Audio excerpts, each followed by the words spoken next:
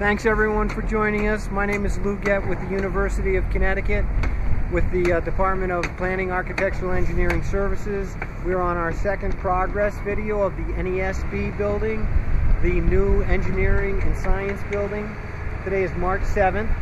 Last time we were out here was January 20th, so a couple of months through, and we'll take you through some of the more noticeable progress that's happened since the last time that we were here. And it's pretty easy to see that foundations have started. Last time we were here, they were still blasting rock in this corner over here.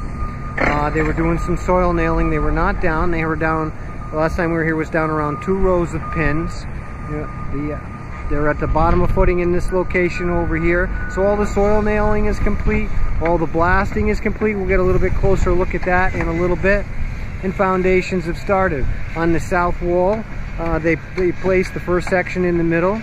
They have the next section towards the east side ready to go, and then they'll follow on the west. So their sequence is from south to north, and one of the reasons they do that is because of the roadway in. So when you're doing foundations, you try to make a roadway in so you can take advantage of driving inside the site, and you work your way out, so only the final closing or tying it to the 2 points, might require, a crane for service. So a huge footing on the east wall for brace framings, otherwise known as shear wall, to give the rigidity towards the gable end of the building here.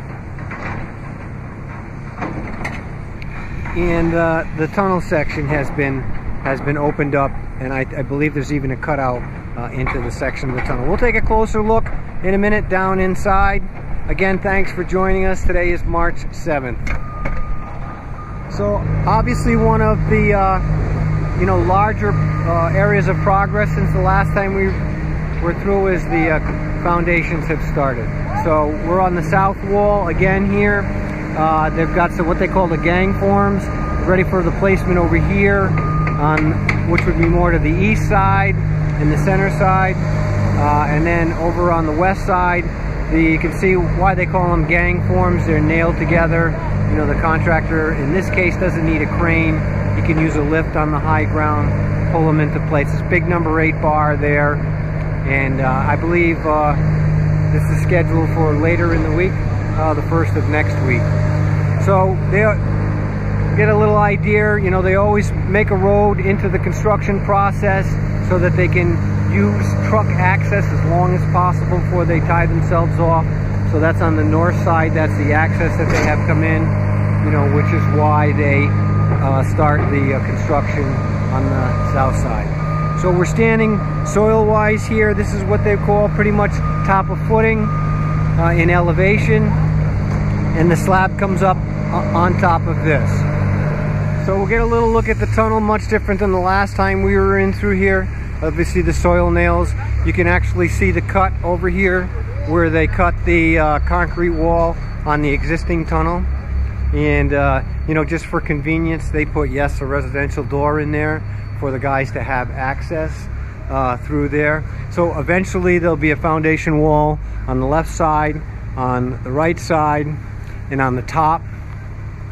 So right now you see, to hold the walls up, they've got what they call steel shoring in here to bridge across the top of the gap to keep the banks in place so that the fellows can do their work. It's actually a storm manhole that is in part of the construction. Can't move that right now. And you can actually see the pipe moving over to the side. So they're working from south to north, as we just explained. And this will be, once they finish the south and 2 sides, as they work to the north, they'll come and finish this. So we're in the southeast corner of the building with pharmacy up above us here. We're getting a close look at the spread footings over here. This is the large, what they call brace frame wall or shear wall here.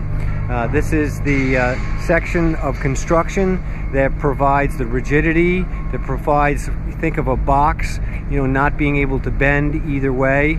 It provides stability from corner to corner. So it's a huge look. The footing, you compare it to the size of the other footings, is monstrous. So this is also a good time to take a look here of the blasting pattern. Blasting has obviously been completed, but as we mentioned before, they drill in a sequence, and this kind of shows you now that the rock has been removed. So if that was the face over there, this sequence, the charges are staggered all the way through, so in milliseconds that it breaks and releases the pressure on the face, and boom, boom, boom, boom, boom, boom, and you don't even hear it.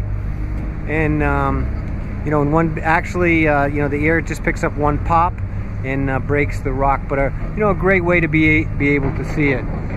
There's no soil nailing here because there's no soils. So we'll get a bit of a look. Again, the soil nailing is much deeper than the last time. I think there was 2 rows when we were in here.